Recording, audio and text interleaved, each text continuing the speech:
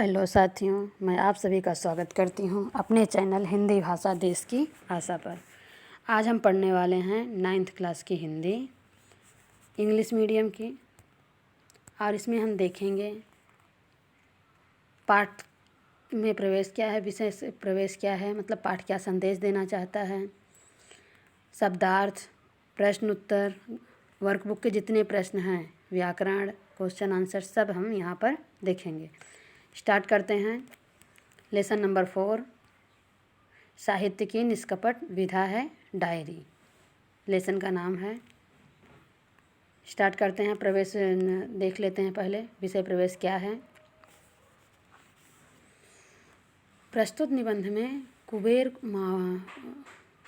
कुमावत जी diary विधा में मैं अटक रही हूँ विधा में के इतिहास, इसके लेखन की प्रक्रिया, अन्य विधाओं से इसमें अंतर, महत्व तथा डायरी लिखने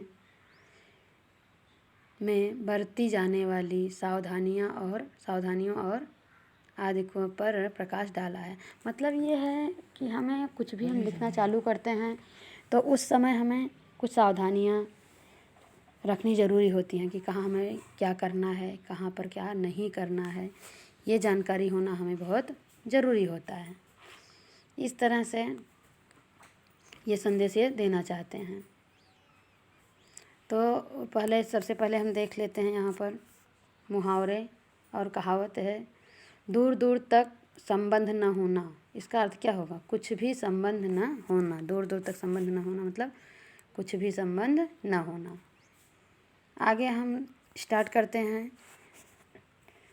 कृति पत्रिका के प्रश्न 1 है तथा प्रश्न 1 आ के लिए।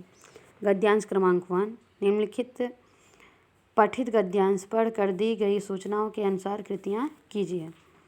यहाँ गद्यांश दिया गया है, पेज नंबर 35 का से लिया गया है आपके टेक्स्ट बुक के, और स्टार्टिंग है डायरी हिंदी से, और कहाँ तक लिया गया है माना जा सकता है। शब्दार्थ है दैनंदिनी। दैनंदिनी का मतलब होता है दैनंदिनी मतलब दैनिकी, विशिष्ट मतलब विशेष, उत्कर्ष मतलब उत्थान, अतुल्य मतलब जिसकी तुलना न की जा सके, गरिमा मतलब गौरव, अनुभूति मतलब बोध, जस का तस मतलब जैसे का तैसा, श्लाघनीय मतलब प्रशंसनीय। आगे चलते हैं। कृति नंबर 1 आकलन, प्रश्न नंबर 1। 1-2 शब्दों में उत्तर लिखना है। इसमें 4 ऑप्शन हैं। फिर क्वेश्चन नंबर 2 में सही विकल्प चुनकर वाक्य फिर से लिखने हैं। इसमें भी 2 ऑप्शन यहाँ दिख रहे हैं, आगे देखते हैं। 2 ऑप्शन यहाँ हैं, टोटल 4 हैं। चलो हम डायरेक्ट उत्तर पे चलते हैं, क्योंकि एक ही क्वेश्चन आंसर में भी क्वेश्चन आता है, 2 बार पढ़ना पड़ता है। स्टार्ट करते हैं क्वेश्चन नंबर 1 के ऑप्शन नंबर 1 को। पहले में का आंसर होगा डायरी, दूसरे का आंसर भी होगा डायरी, तीसरे का आंसर होगा विशिष्ट स्वरूप, चौथे का आंसर होगा अतुल्य। क्वेश्चन नंबर 2 का देखेंगे। 2 का पहला आएगा डायरी गद्य साहित्य की सबसे अधिक पुरानी परंतु प्रतिदिन नई होती चलने वाली विधा है। दूसरे पे आएगा यह विडंबना ही है कि डायरी के अब तक हिंदी में ही होती है, हिंदी में ही देखी जाती है। थर्ड पे आएगा वस्तुतः मनुष्य का जीवन एक सुंदर किताब की तरह है। फोर्थ पे आएगा इसे किसी भी मानवीय दृष्टिकोण से श्लाघनीय माना है जा सकता है। कृति नंबर 2 शब्द संपदा। गद्यांश में प्रयुक्त शब्द युग्म ढूंढ कर लिखिए। 4 शब्द युग्म ढूंढ के लिखना है। शब्द युग्म किसे कहते हैं? जिन शब्दों के बीच में डैश लगाकर 2 शब्द, जैसे दो शब्द है इधर उधर, जाते जाते, आना जाना। ऐसे शब्द जो हैं उन्हें क्या कहते हैं? शब्द युग्म कहते हैं। आगे चलते हैं। क्वेश्चन नंबर 2 क्या कह रहा है? निम्नलिखित शब्दों के वचन बदलकर लिखना है। थर्ड क्वेश्चन कह रहा है निम्नलिखित शब्दों के लिंग पहचान कर लिखिए। स्टार्ट करते हैं आंसर। पहले का हिसाब किताब, देखो बीच में डैश करके लिखा गया है। लेन देन। अगला दूर दूर। अगला अपनी अपनी। क्वेश्चन नंबर 2 कहानी। कहानी का वचन बदलेंगे, क्या हो जाएगा? कहानियाँ। किताब का किताबें। विधा का विधाएं। ब्यौरे का ब्यौरा। क्वेश्चन नंबर 3 क्या करना था? लिंग बदलना था। गरिमा का क्या हो जाएगा? सॉरी, लिंग पहचान कर लिखना है। गरिमा क्या है? स्त्रीलिंग है। भेद पुल्लिंग है। साहित्य पुल्लिंग है। विधा स्त्रीलिंग है। आगे यहाँ पर कृति नंबर 3 है जो नहीं दिख रहा है। क्वेश्चन है, देख लीजिए। आत्मकथा लेखन विषय पर अपने विचार 25 से 30 शब्दों में लिखने हैं। आत्मकथा लेखन यानी क्या? अपनी कहानी लिखना। लोगों को बताने बांटने के लिए, उन्हें आकर्षित करने के लिए एक अच्छी कहानी होनी चाहिए जिसमें कुछ संघर्ष हो, कुछ आकर्षक व्यक्तित्व हो। अपनी ज़िंदगी के अच्छे पलों के बारे में लिखें। अपने वंश दादा परदादा की ज़िंदगी के बारे में लिखें। परिवार के इतिहास के बारे में लिखें। बचपन की कुछ खट्टी मीठी यादें। किशोर अवस्था के निर्णय। अपनी शिक्षा दीक्षा के साथ किसी ऐसी घटना का उल्लेख करें जिसने आपके जीवन को बदल दिया हो। आपके जीवन में आए कुछ अच्छे मित्र तथा कुछ विरोधियों के विषय में भी लिखिए। माता पिता, भाई बहन, पति पत्नी और कुछ करीबी लोग प्रत्येक के जीवन में अहम भूमिका निभाते हैं। कुछ ऐसे लोग अवश्य होंगे जिन्होंने आपकी ज़िंदगी को प्रभावित किया होगा। गुरु, प्रशिक्षण, बॉस हर किसी की ज़िंदगी में अहम भूमिका अदा करते हैं। आत्मकथा में जीवन के अच्छे बुरे दोनों पहलुओं को स्थान देना आवश्यक होता है, न कि केवल अपने उजले पक्ष को ही दुनिया को दिखाना चाहिए। अगर हम अपने जीवन में जो भी घटनाएं हुई हैं, हमारे साथ अच्छा हुआ या बुरा हुआ, हमने अच्छा किया या बुरा किया, सबको दिखाओगे, उसे ही कहते हैं आत्मकथा। अगर बस अच्छी अच्छी बातें ही दिखाओगे तो वो आत्मकथा नहीं कहलाएगी, क्योंकि हर व्यक्ति के जीवन में अच्छाइयाँ बुराइयाँ होती हैं। हर व्यक्ति में अच्छाइयाँ बुराइयाँ होती हैं। चलो स्टार्ट करते हैं। गद्यांश क्रमांक 2, ये भी पेज नंबर 35 से 36 तक लिया गया है। डायरी में मनुष्य से उभर कर आता है, यहाँ तक लिया गया है। शब्दार्थ है इधर। डायरेक्ट हम कृति पे चल रहे हैं। कृति नंबर 1 आकलन। क्वेश्चन नंबर 1 संजाल पूर्ण कीजिए। डायरी विधा का निरालापन। क्या निरालापन है? 4 ऑप्शन बताना है। आगे क्वेश्चन नंबर 2 है विधानों के सामने सत्य और असत्य लिखना है। इसमें भी 4 ऑप्शन हैं। क्वेश्चन नंबर 3 विधानों को सही करके लिखना है। इसमें भी 4 ऑप्शन हैं। हम चलते हैं डायरेक्ट आंसर पर। क्वेश्चन नंबर 1 का आंसर देखते हैं पहले। डायरी विधा का निरालापन, 4 ऑप्शन हमें देखना है। पहला ऑप्शन है जीवन को अंतर द्वंद्व, वर्जनाओं, पीड़ाओं, यातनाओं, दीर्घ अवसाद के क्षणों में अपने आप को स्वस्थ, मुक्त एवं प्रसन्न रखने की प्रक्रिया है डायरी। हम कितने भी परेशान हों, हम डायरी लिखने बैठ जाते हैं, अपने अंदर की सारी बातें निकल जाती हैं और हमें मन हल्का लगने लगता है। दूसरा, डायरी लेखन में विषय वस्तु का कोई बंधन नहीं होता है। डायरी लेखन में हमें ये नहीं हमें यही चीज़ें लिखना है, हम वहाँ पर कुछ भी लिख सकते हैं। थर्ड पॉइंट, आत्म प्रकटीकरण की में सादगी से युक्त विधा है डायरी। आत्म प्रकटीकरण की सादगी मतलब आत्म प्रकट मतलब अपने आत्मा को प्रकट करने की। फोर्थ है डायरी पारदर्शक व्यक्तित्व की पहचान होती है। पारदर्शक मतलब जैसे कांच हम लेते हैं हाथ में तो आर पार दिखता है, उसमें कुछ छिप नहीं सकता। उसी तरह से हमारी डायरी भी है, हमारे जीवन के हर पहलू को दिखाती है।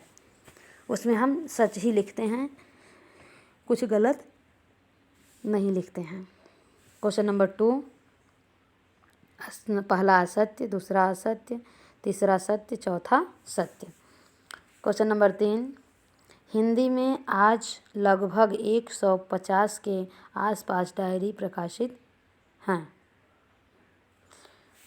ये पहले आएगा, इसके बाद आएगा डायरी के लिए विषय वस्तु का कोई बंधन नहीं है। तीसरे पे आएगा डायरी में जो जीवन है वह सावधानी पूर्वक रचा हुआ है जीवन है।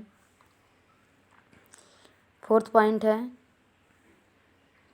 डायरी से पारदर्शक व्यक्तित्व की पहचान होती है। आगे देखेंगे कृति नंबर 2, शब्द संपदा, गद्यांश में प्रयुक्त तत्सम शब्द ढूंढकर लिखने हैं। क्या लिखने हैं? तत्सम शब्द। अब तत्सम शब्द क्या होते हैं, तत्भाव क्या होते हैं, मैं उम्मीद करती हूँ कि आपको पता होगा। अगर नहीं पता है, मैंने वीडियो डाला है, आप मेरे चैनल पर सर्च करके देख सकते हैं तत्भाव और तत्सम परिभाषा के साथ और बहुत सारे उदाहरण के साथ। क्वेश्चन नंबर 2 है गद्यांश में प्रयुक्त प्रत्यय तथ्य युक्त शब्द है। क्या है? तथ्ययुक्त शब्द है। 1 मिनट, ढूंढकर मूल शब्द और प्रत्यय अलग करके लिखना है। गद्यांश में से प्रयुक्त प्रत्यय युक्त मतलब यहाँ पर क्या करना, हमें प्रत्यय भी हमने सिखाया है। उपसर्ग कैसे कहते हैं, प्रत्यय किसे कहते हैं। अगर आपको आता है तो अच्छी बात है, अगर नहीं आता तो मैंने वीडियो डाला है, आप हमारे चैनल पे जा कर के देख सकते हैं। अगला क्वेश्चन है अर्थ लिखिए। अब यहाँ पर किसके अर्थ लिखने हैं? अवसाद और अग्रसारित का। चलो हम चलते हैं आंसर पे। पहले का आंसर देखते हैं, अभिव्यक्ति, दूसरा है साहित्य, तीसरा है प्रक्रिया, चौथा है व्यक्तित्व। आगे क्वेश्चन नंबर 2 था प्रत्यय वाले शब्द लेना है और उसके मूल शब्द अलग करना है और प्रत्यय अलग करना है। जैसे देखो डायरी कार, तो डायरी मूल शब्द हो गया, कार प्रत्यय हो गया क्योंकि पीछे लगा है। प्रत्यय हमेशा पीछे लगता है, उपसर्ग हमेशा आगे लगता है शब्द के। दूसरा शब्द है लेखकीय, तो इसमें मूल शब्द क्या बचा? लेखक, और ये क्या है? प्रत्यय है। तीसरा प्रकाशित में प्रकाश क्या है? मूल शब्द है। इत क्या है? प्रत्यय है। अगला है सावधानी पूर्वक, क्या है? सावधानी पूर्वक, मूल शब्द क्या है? सावधानी, और प्रत्यय क्या है? पूर्वक। क्वेश्चन नंबर 3 क्या कह रहा था, क्या लिखना था? देख लीजिए, अर्थ लिखना था। क्या लिखना था? अवसाद का और अग्रसारित का। तो अवसाद का उदासी और अग्रसारित का आगे बढ़ाया हुआ। आगे को कृति नंबर 3 देखेंगे। कृति नंबर 3 क्या कहता है? स्वमत है, अभिव्यक्ति मौलिक सृजन से है। डायरी लेखन में व्यक्ति का व्यक्तित्व झलकता है। इस विधा की सार्थकता 25 से 30 शब्दों में स्पष्ट करनी है। उत्तर देखेंगे। डायरी व्यक्ति के द्वारा लिखा गया व्यक्तिगत अनुभव और भावनाओं का एक संग्रह है। डायरी लिखते समय व्यक्ति अपनी उलझनों, भावनाओं को ज्यों का त्यों व्यक्त करता है। अपनी तमाम खुशियों और गमों के बारे में हम सबको नहीं बता सकते, पर डायरी के साथ हम अपनी सभी भावनाएं बांट सकते हैं। डायरी लेखक के व्यक्तित्व का आईना होती है। डायरी लेखक के विचार, उसका चिंतन, चीज़ों को देखने का नज़रिया सब हम डायरी से जान सकते हैं। डायरी अपने भीतर उसके रहस्यों को समाये रहती है। लेखक डायरी में अपने अच्छे बुरे सभी अनुभव और विचार बिना किसी संकोच के व्यक्त करता है, क्योंकि वह जानता है कि डायरी अमृत और विष दोनों को अपने अंदर समाहित कर लेती है। अतः यह कहना एकदम उचित होगा कि डायरी लेखन में व्यक्ति का व्यक्तित्व झलकता है। राइट ना। आगे चलते हैं अगले क्वेश्चन पर। गद्यांश क्रमांक 3 ये भी है यहाँ पर पाठ्यपुस्तक के जो पेज हैं 36 37 से है। डायरी विधा से लेकर के उल्लेखनीय तक शब्दार्थ है। आकलन नंबर 1, कृति नंबर 1 आकलन। क्वेश्चन नंबर 1 उत्तर लिखिए 2 क्वेश्चन के। और क्वेश्चन नंबर 2 है सही विकल्प चुनकर वाक्य फिर से लिखिए। इसमें भी 4 ऑप्शन हैं। आगे सही विकल्प चुनकर वाक्य फिर से लिखिए। 4 ऑप्शन हैं, इनको हमको क्या करना है, सही विकल्प को चुनकर हर क्वेश्चन के 4 ऑप्शन 3 ऑप्शन है, सबको एक एक चुनकर जो सही है उसे लिखना है। क्वेश्चन नंबर 3 कहता है निम्नलिखित कथनों को क्रमानुसार फिर से लिखिए। मतलब उल्टा पुल्टा दिया गया है, हमें क्रम वाइज लगाना है। चलो चलते हैं आंसर पे। क्वेश्चन नंबर 1 के आंसर। क्वेश्चन नंबर 1 में 2 ऑप्शन थे, दोनों का आंसर लिखने थे। पहले का आंसर देखते हैं। ये पहला है कालानुक्रम योजना को क्रोनोलॉजिकल ऑर्डर कहा जाता है। कालानुक्रम को क्या कहते हैं, क्रोनोलॉजिकल ऑर्डर। दूसरा है महात्मा गांधी का योगदान सर्वोपरि है। महात्मा गांधी का योगदान कैसा है, तो सर्वोपरि है। क्वेश्चन नंबर 2 ऑप्शन ढूंढकर सही लिखना था। डायरी विधा के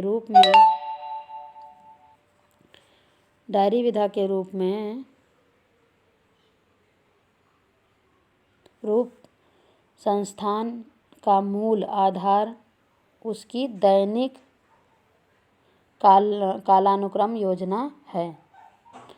सेकंड में है बाजारों में मिलने वाली डायरियों के मूल में एक कैलेंडर वर्ष छपा हुआ है। थर्ड है हिंदी में अनेक डायरियाँ ऐसी हैं जो प्रायः यथावत अवस्था में प्रकाशित हुई हैं।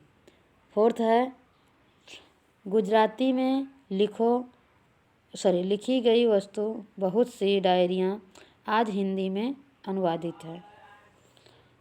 क्वेश्चन नंबर 3 का पहला आंसर डायरी विधा के रूप में संस्थान का मूल आधार उसकी दैनिक कालानुक्रम योजना है। दूसरा बाजारों में जो कापियाँ मिलती हैं उनमें छिपा हुआ कालानुक्रम है।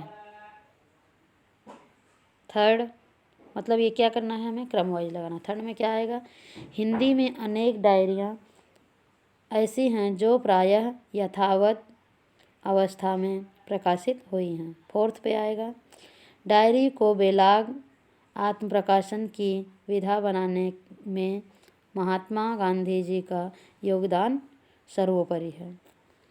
कृति नंबर 2 देखेंगे। शब्द संपदा में निम्नलिखित शब्दों के वचन बदल कर लिखिए। डायरी, अनेक, ब्यौरा, सीमा, इनके हमें वचन बदलने हैं। क्वेश्चन नंबर 2 कह रहा है निम्नलिखित शब्दों के विलोम शब्द लिखिए। नैतिक, जीवन, आंतरिक, निष्कपट।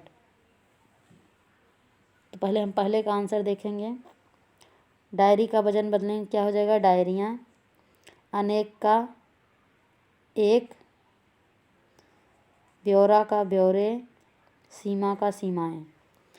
क्वेश्चन नंबर 2 जो है इसका क्या करना है, हमें विलोम लिखना है। नैतिक का अनैतिक, जीवन का मरण, आंतरिक का बाह्य, निष्कपट का कपटी। अब कृति नंबर 3 स्वमत देखेंगे। स्वमत किस पे है? डायरी लिखते समय ध्यान में रखने वाली बातों के बारे में लिखना है 25 से 30 शब्दों में। हमें डायरी लिखते समय क्या बातें ध्यान रखनी है। स्टार्ट करते हैं आंसर। डायरी लिखते समय कुछ बातों का ध्यान रखना जरूरी होता है। डायरी लिखने का निश्चित समय होता है। अक्सर लोग सुबह या शाम के समय डायरी लिखते हैं।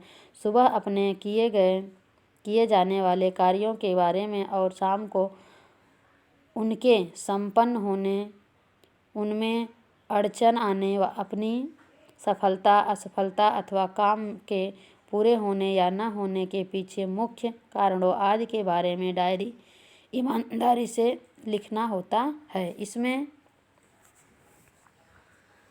भविष्य में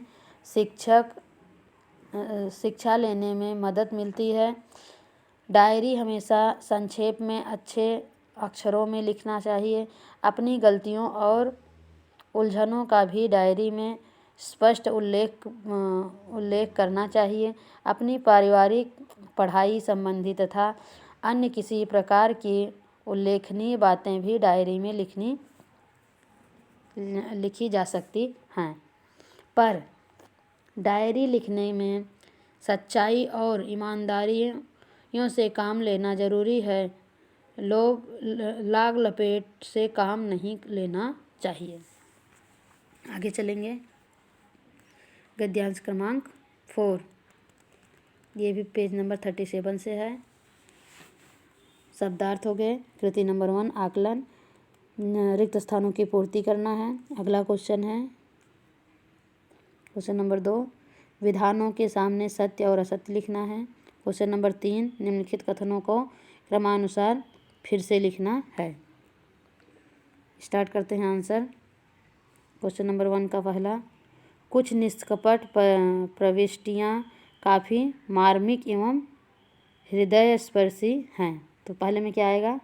यहाँ पर क्या आएगा? मार्मिक। आगे चलते हैं। दूसरे में क्या आएगा?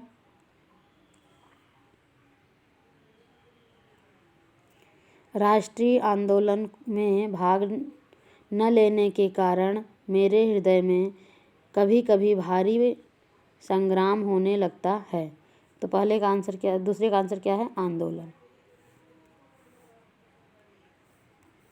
तीसरे का, सच तो यह है कि भले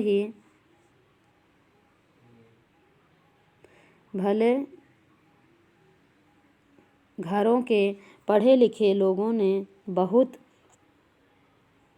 ही कायरता दिखाई है। क्या दिखाई है? कायरता दिखाई है। चौथे में, डायरी जीवन का अंतर्दर्शन है। क्या? अंतर्दर्शन है। सॉरी।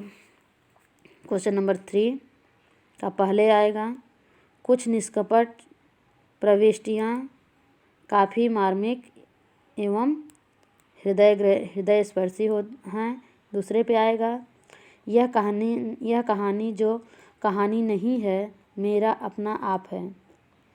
थर्ड पे आएगा, शायद सब कुछ मैंने भावना के सत्य में ही पाया है। चौथे पे आएगा, कुछ नहीं होता, मैं ही सब कल्पित कर लिया करता हूँ। कृति नंबर 2, शब्द संपदा। गद्यांश में प्रयुक्त तत्सम शब्द ढूंढकर लिखिए। अभी मैंने इसके पहले भी बताया था आपको तत्सम शब्द और तद्भव। मैंने तत्सम शब्द और तद्भव शब्द के पूरे वीडियो बनाए हैं। आप अगर देखना चाहते हैं तो हमारे चैनल पर जाकर देख सकते हैं। अगला क्वेश्चन है, गद्यांश में प्रयुक्त प्रत्ययुक्त शब्द चुनकर मूल शब्द और प्रत्यय अलग करके लिखने हैं। इसके भी वीडियो हमारे चैनल पर आपको मिल जाएंगे। आगे अर्थ लिखना है। सॉरी, ये वही क्वेश्चन है जो डबल हो गया। चलो आगे चलते हैं। अगले क्वेश्चन पर यहाँ देखते हैं। ये क्वेश्चन थे, इनके आंसर यहाँ देखने हैं। क्वेश्चन नंबर 1 यहाँ देखो, भाषा अध्ययन, सही शब्द छांट कर लिखने हैं। दूसरे यहाँ देखो, व्यवहारिक, क्या आंसर है, व्यवहारिक, और दूसरा क्या है, विषय वस्तु। तीसरा क्वेश्चन नंबर 2 है अव्यय। अब अव्यय किसे कहते हैं, ये छांटना है। यहाँ से आगे चलते हैं उत्तर में, तो क्या आता है, अंतरंग, प्रविष्ट, निष्कपट, प्रस्तुति। और यहाँ प्रत्यय वाले शब्द हो गए मार्मिक, मर्म, इक। प्रकाशित, प्रकाश, इत प्रत्यय है। कायरता, कायर शब्द है और ता प्रत्यय है। उल्लेखनीय में उल्लेख शब्द है और नीय प्रत्यय है। क्वेश्चन नंबर 3 का लिखित, विवरण और भीतरी, ये हो गया। कृति नंबर 3, डायरी के लाभ विषय पर अपने विचार लिखने हैं। डायरी लेखन गद्य साहित्य की एक विधा है जो व्यक्ति अधिक पुरानी है। डायरी लिखने के अनेक लाभ हैं। डायरी लिखने से व्यक्ति के व्यक्तित्व का विकास होता है। जब हम अपनी डायरी अपनी असफलता या बुरे व्यवहार के बारे में पढ़ते हैं तो स्वयं ही सुधारने का प्रयास करते हैं। डायरी लिखने में हमारा शब्द भंडार बढ़ता है। हर दिन डायरी लिखने के कारण शब्दों पर हमारी पकड़ मजबूत होती है। साथ ही लेख भी सुधरता है। हमारे पास सभी बातें एकत्रित लिखित रूप में हो जाती हैं। आज की भाग दौड़ भरी ज़िंदगी में जब भी अकेले हो तो डायरी हमारी अच्छी साथी साबित हो सकती है। डायरी लिखने का कारण नियमबद्ध काम करने की आदत पड़ जाती है, जो कि सफलता का मूल मंत्र है। आगे हम देख रहे थे ये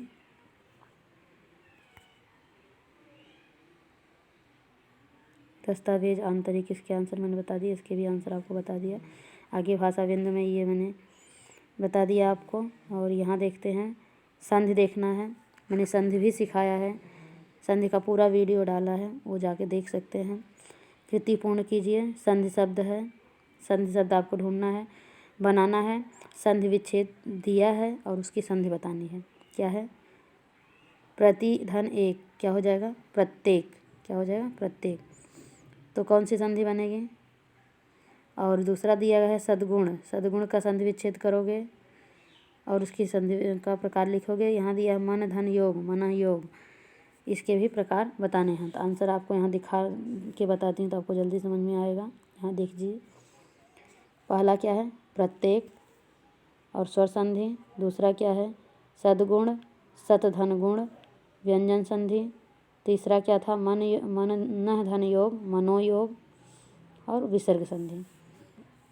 आगे देखना है हमें मुहावरे। अधोरेखांकित वाक्यों के लिए उचित मुहावरे का चयन करके वाक्य फिर से लिखना है।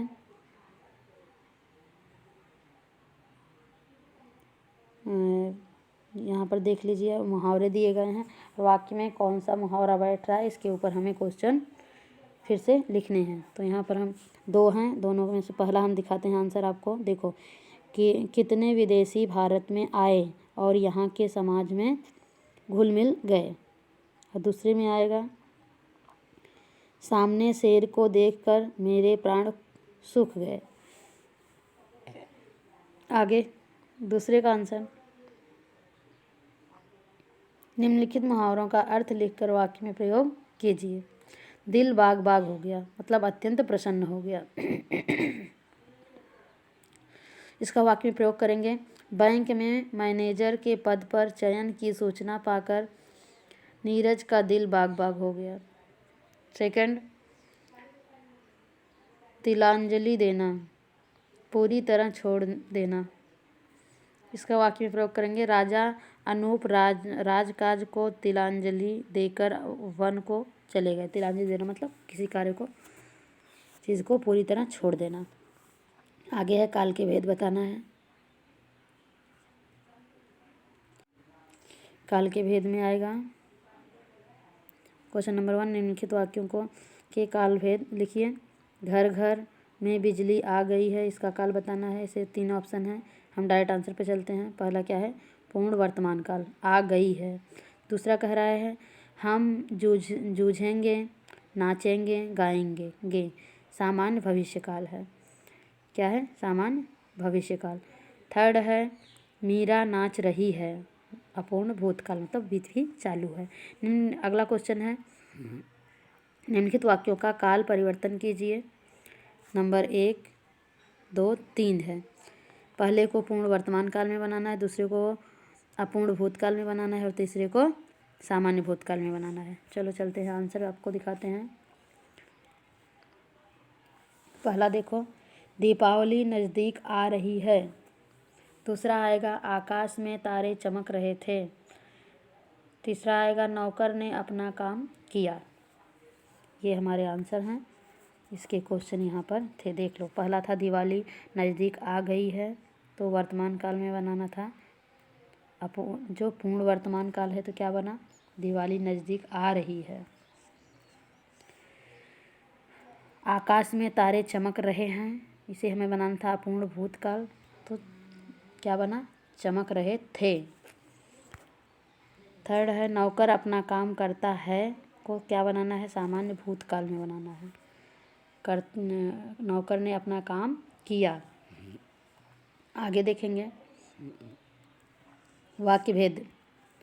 वाक्य भेद भी हमने 2 आधारों पर होता है, रचना के आधार पर और अर्थ के आधार पर।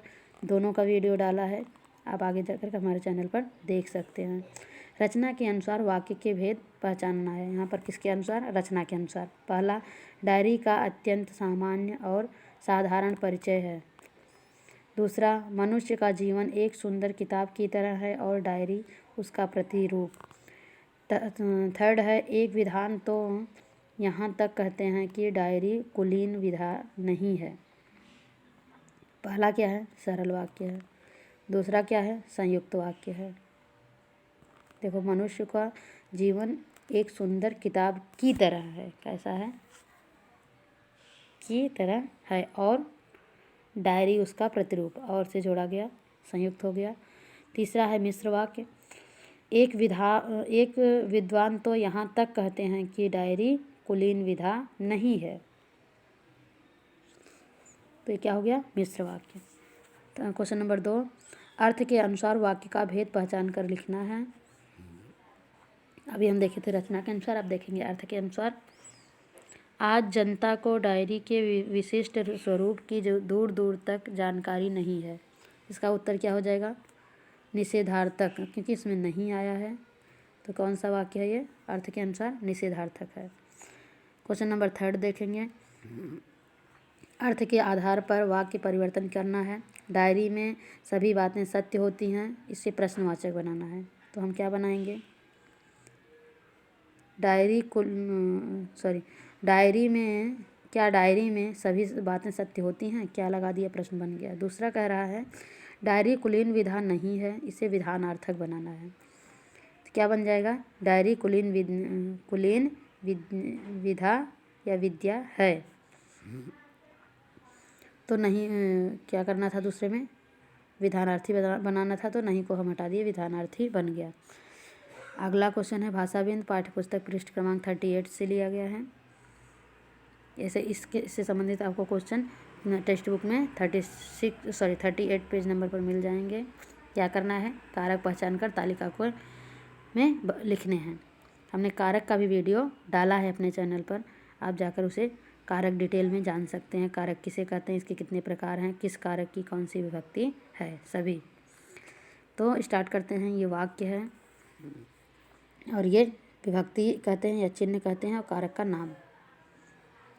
8 होते हैं, 8 दिया है। देखो पहला क्या है, किसी ने आज तक तेरे जीवन की कहानी नहीं लिखी। क्या है, ने, कर्ता कारक। दूसरा, मेरी माता का नाम इति और पिता का नाम आदि है, तो का, संबंधवाचक हो गया।